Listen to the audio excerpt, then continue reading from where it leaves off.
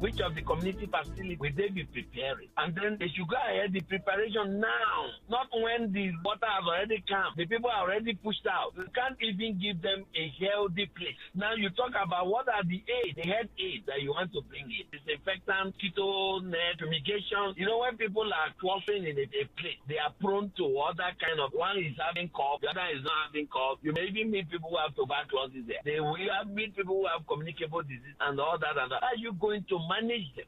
Eke also supports the call for the dredging of the Orashi River, but cautioned that it should be done to avoid more environmental challenges. Yes, it could be seen as a solution, but dredging itself has its own hazard. Before you do dredging, you do what they call feasibility. When you dredge, you deepen the water, so it can contain more volumes of water. And then, advantageously, you've also gotten sand. You've taken away the sand that was shallowing. When you carry out dredging activity, you will see that the mangroves will start falling off. The trees around that area, the roots are no more firmly fixed to the ground. Now, also, a community leader from Akinima Ahoda West, Eniata Abieba, says the people of Akinima do not need any other warning messages from NEMA. He said what they need is support to reduce their sufferings.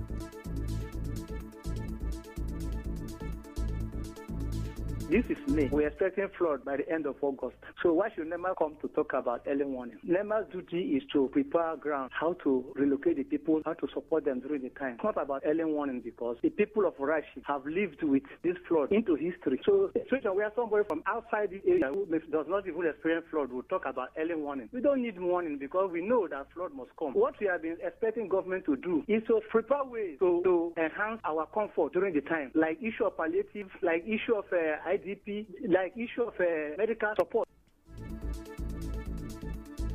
He said the plan by NEMA to visit the flood-prone communities shows that the federal government is not serious about solving the flood problems. Still to come, President Tinubu meets Pope Leo XIV in Rome. Stay with us.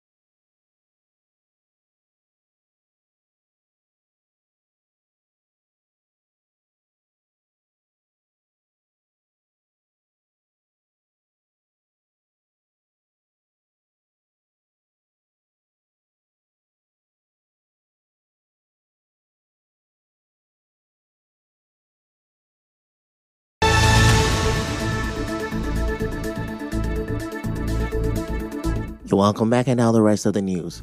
The National Youth Council of Nigeria, NYCN, says it has expelled the former state chairman of the council in Rivers State, Wisa Bari, its National Financial Secretary, Obale Funtua, and the Deputy Secretary General, Ricky Mwajiofo. It said the decision was taken during its quarterly National Executive Council NEC meeting in Port Harcourt, presided over by its president, Sukubo Sarai Sukubo, based on the report of a disciplinary committee which investigated allegations of gross misconduct against the individuals. Speaking on this, the chairman of the disciplinary committee, Bashar Garba, said the affected youth leaders were found guilty of flagrant violation of the Constitution of the National Youth Council of Nigeria. It said they were also barred from holding any position in the National Youth Council for allegedly conducting illegal elective congresses in Rivers and Katsina State, as well as impersonating the national leadership. Alleged misconduct, allegation against Comrade Ricky, Comrade Badi Usbari Samuel, and Comrade Obale Funtua for conducting an illegal election in Rivers State and Katsina State, and diversion of NYC and invitations to functions. The committee found the accused person guilty of the constitutional breach and hereby recommends the following sanctions as enshrined in Article 23.3 of the Constitution of the NYC in 2018 as amended. Comrade Badi Usbari Samuel, former chairman of Rivers State Council, be expelled from the council. Comrade Ricky Mwajiofo and Comrade Obale Funtua for bringing council image to disrepute. The council said it also conducted national by-election to fill the 5 vacant positions. The chairman of the NYCN Ad Hoc Electoral Committee of the by-election, Dr. Bethel Okojaja, said the process was free, fair and credible. Today, we just conducted a by-election and winners have emerged. The people eligible to vote at every by-election of the National Youth Council of Nigeria are members of the National Executive Council, and that is what we've just witnessed today. The process was credible, free, fair, and transparent. You can see it here. Everything was done in the open. There was no secret. There was no hidden meeting. The whole thing was done in the midst and in the presence of security agencies, the media, and all the delegates, including the Federal Ministry of Youth Development, the Senior Special Assistant to the President on Youth Initiative and Monitoring. Our correspondent reports that 5 persons emerged unopposed in the NYCN by-election. They include Atiwe Henry Ifai, Vice President Southeast, Sanusi Usman Saraki, Financial Secretary, Bobowe Eremi Emi, Captain as Assistant Legal Advisor, Shetima Umar Sanda, PRO2, and Benjamin Onile Oas, Social Secretary. Reacting to this on behalf of Mr. Baribani, Goodness N. Eba, who said he is the Administrative Secretary of NYCN in Rivers State, described it as laughable and a disregard to a subsistence court order. And now the Crown Prince of Abisa in Akokotoro local government area of Rivers State, Charles Lawson, has felicitated the newly appointed sole administrator of the council, George Tamunotoye Peters, and the secretary to the council, Aboya Bob Fubara.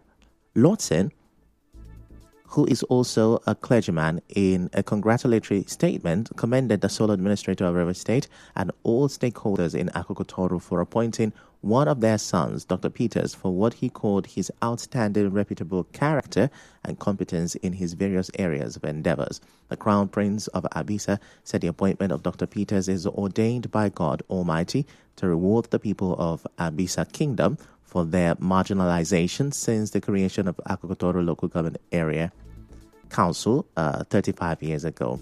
The clergyman, who is also the senior pastor of Heroes of Faith Port Harcourt region, further advised that for equity and fair play in the Akokotoro politics landscape, the stakeholders and political parties should nominate and elect the chartered accountant, George Peters, and other competent Abisa persons as their party flag bearer in the next local government election. In other news, President Bola Tinubu met with Pope Leo XIV in the Vatican, Rome, on Sunday. The meeting comes shortly after the inauguration of the Bishop of Rome and the 267th leader of the Roman Catholic Church. A video shared with newsmen showed President Tinubu shaking hands with the Pope and having a brief conversation with him before moving away. The U.S. pontiff shook hands with several world leaders in St. Peter's Square after the inauguration mass on Sunday.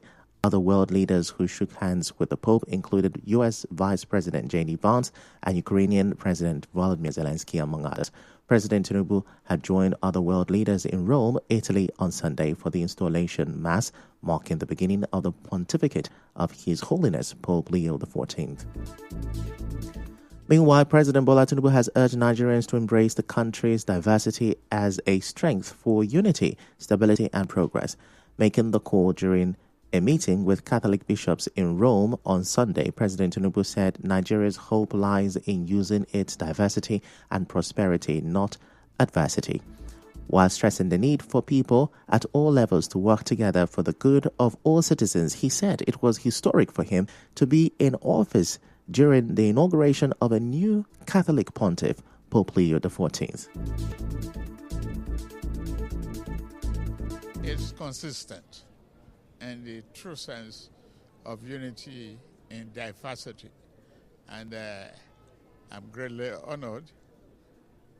We have to continue to work on it. It's a work in progress for the sake of our country and the continent as a whole. In separate remarks, Catholic bishops, led by Archbishop Lucius Ugoji, thanked President Tinubu for making it possible for them to visit the Vatican for the burial of Pope Francis and the inauguration of the new Pope. The bishops said the visit marked a new chapter in their relationship with the presidency and expressed hope for continued dialogue and cooperation.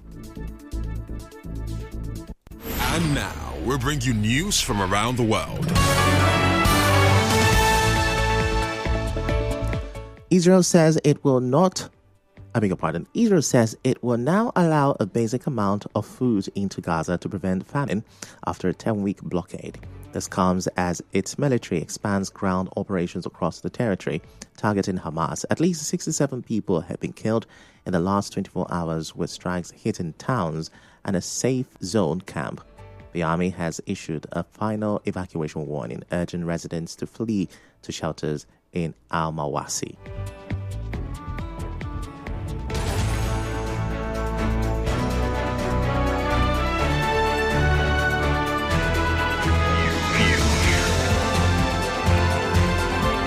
This is the news on 92.3 Nigeria Info.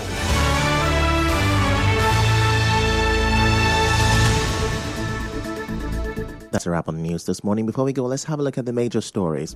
The military have destroyed more illegal refineries in the Niger Delta. Police CP has approved the establishment of local security in Rivers State. President Tinubu met Pope Leo XIV in Rome on Sunday. On the foreign scene, Israel is to allow limited food into Gaza after 10-week blockade. The news was edited by Chioma Ezenwafo. To reach the news team, send an SMS or WhatsApp to 0808-721-7215. I'm Ifechukwu Mwanyeli. Many thanks for listening.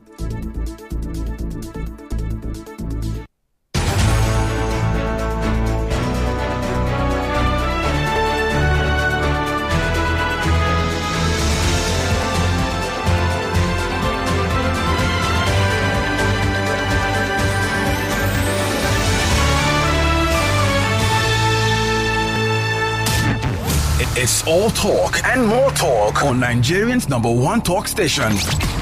This country needs a marshal, needs a sheriff. In some particular societies, especially in my tradition, a woman is not allowed to inherit land. Issues that get your attention. This thing has been a carryover for the time of Jonathan. Yeah. And they continue these billions. Your views against all odds. My word is that why those households, why are they not following up their job? The intense conversation.